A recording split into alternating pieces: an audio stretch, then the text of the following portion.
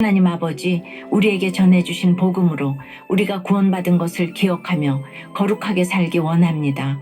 말씀해 주시옵소서. 듣겠습니다. 거룩하게 살기 위해서는 첫째, 구원의 말씀을 부지런히 연구하고 살펴야 합니다. 10절에 이 구원에 대하여는 너희에게 임할 은혜를 예언하던 선지자들이 연구하고 부지런히 살펴서라고 해요. 선지자들은 하나님의 말씀을 직접 받았지만 자신들이 받은 계시의 의미를 깊이 탐구했어요. 그러고 보면 우리가 받은 구원은 대충 이해하고 넘어갈 주제가 아니에요. 구원받았다는 것은 내가 거룩한 자로 온전히 장성할 것이라는 하나님의 보증입니다. 너무나 놀라운 약속이에요. 그래서 말씀을 자꾸 묵상하고 연구하다 보면 이 말씀이 나뿐만 아니라 모든 사람을 위한 것임을 깨닫게 됩니다. 12절에 이 섬긴 바가 자기를 위한 것이 아니요 너희를 위한 것임이 계시로 알게 되었으니라고 해요. 선지자들이 받은 계시는 자기 세대만을 위한 것이 아니라 모든 사람을 위한 말씀이지요. 그래서 성경을 연구하면 연구할수록, 묵상하면 묵상할수록 세상을 향해 외칠 수밖에 없어요. 나 혼자만 알고 있을 수가 없기 때문이죠. 나를 구원해 주신 은혜가 얼마나 크고 놀라운지 알게 되면 나누지 않고는 견딜 수가 없는 것입니다. 심지어 천사들도 이 비밀을 살펴보기를 원한다고 해요.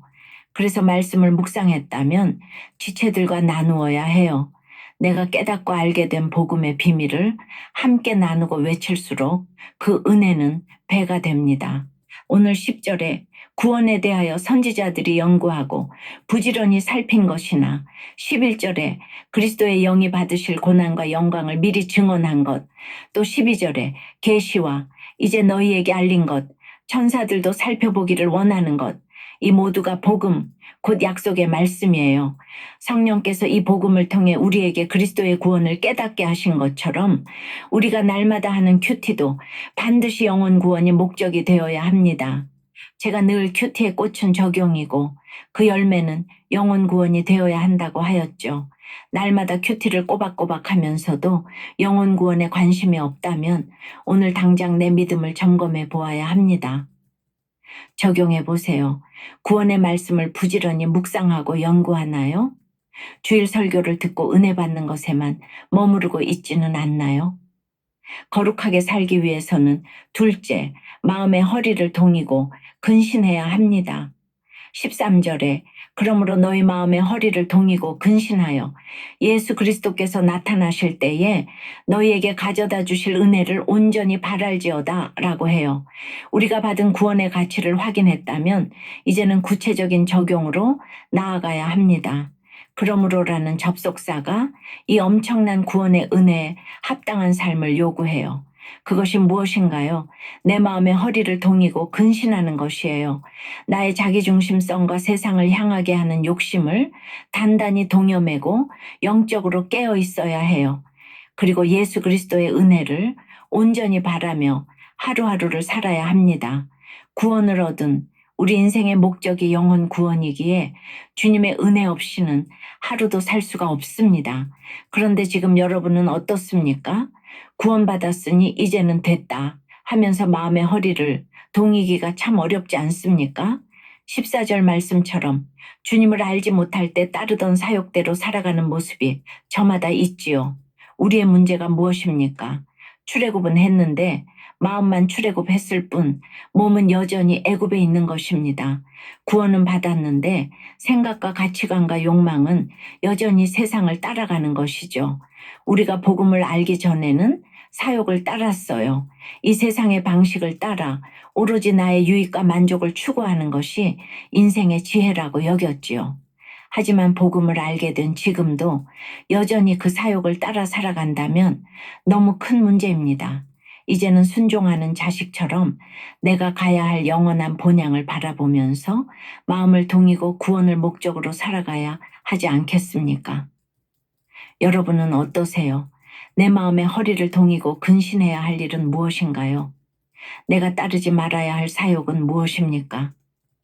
거룩하신 주님을 의지하여 이제는 시어머니께 받은 상처와 미움의 옥에서 나오기 원한다는 한 성도님의 큐티인 묵상 간증이에요.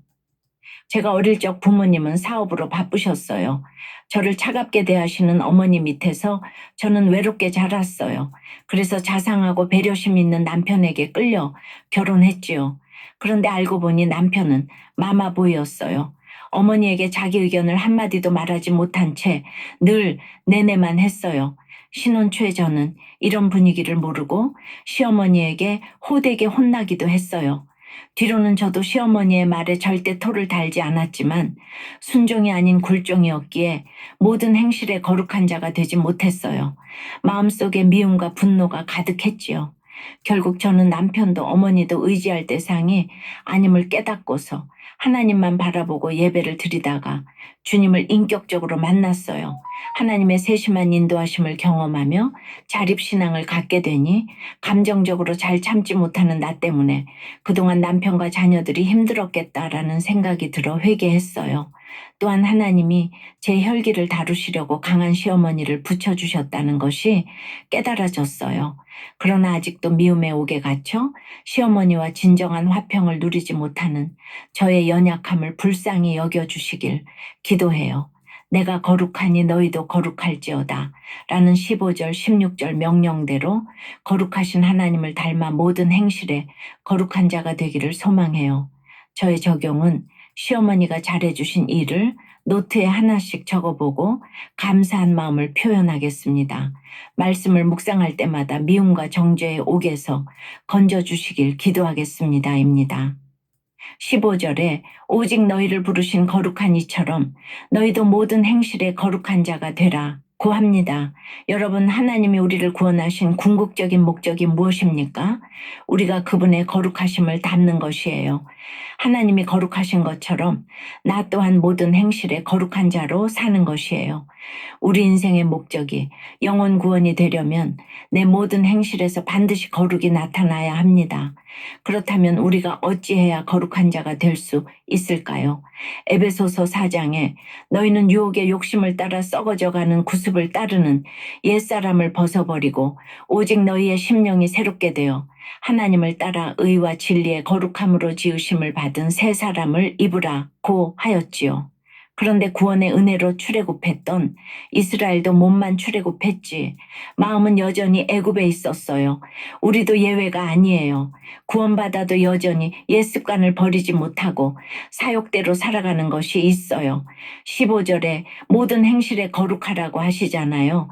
주일에 교회에 와서 예배드리고 은혜도 받지만 교회 주차장을 나서면서부터 차가 밀린다고 분노를 터뜨리며 비난하면서 받은 은혜를 다 쏟아버리는 경우를 종종 봅니다.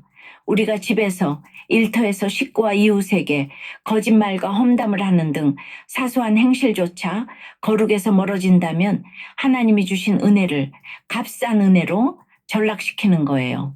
그래서 말씀 앞에서 내가 죄인이라는 걸 날마다 고백하며 회개해야 합니다. 하나님이 우리에게 내가 거룩하니 너희도 거룩할지어다 라고 하시잖아요. 내 죄를 회개할 때 우리 믿음의 결국이 행실의 거룩으로 이어지고 나타나게 되는 것이죠. 사랑하는 여러분, 내가 거룩하니 너희도 거룩하라 고 하신 하나님의 말씀을 기억하면서 오늘도 마음의 허리를 동이고 깨어 근신함으로 거룩한 삶을 살아가는 저와 여러분이 되기를 간절히 축원합니다. 기도합니다. 주님, 선지자들이 간절히 연구하고 알기 원한 이 놀라운 구원을 저희에게 허락해 주셔서 감사합니다. 나를 위해 주신 계시의 말씀을 듣고 복음을 알게 되었음에도 세상을 향한 헛된 사욕에 마음이 사로잡혀 은혜를 망각했습니다.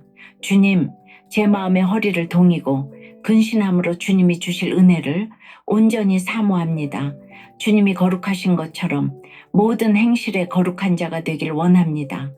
날마다 주시는 말씀에 순종하는 주의 자녀가 되어 저의 생각과 말뿐만 아니라 작은 행실에서까지 주님의 거룩하심이 드러나길 원합니다.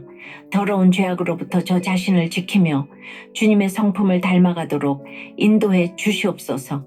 특별히 가족에게 받은 상처 때문에 미움과 분노에 사로잡힌 이들을 찾아가 주셔서 그들이 이 세대의 사욕을 본받지 않고 주님의 거룩을 닮아가도록 도와주시옵소서. 예수 그리스도 이름으로 기도드리옵나이다. 아멘.